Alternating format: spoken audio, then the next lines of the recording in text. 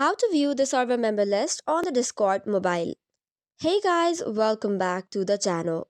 If you'd like to view the server member list on the Discord mobile, here is how you can do it. First and foremost, make sure you have updated your Discord application on the device. After that, launch the application and log in into your account if you are not already logged in. Then after, from the left side panel, scroll to find the server in which you want to view the member list. Once tapped on it, tap on any text channel within the server. Then look at the top left corner of the screen for the text channel's name. Tap on it to land to this page. Then tap on the settings or the gear icon. Then after, scroll down a bit to see the option of user management.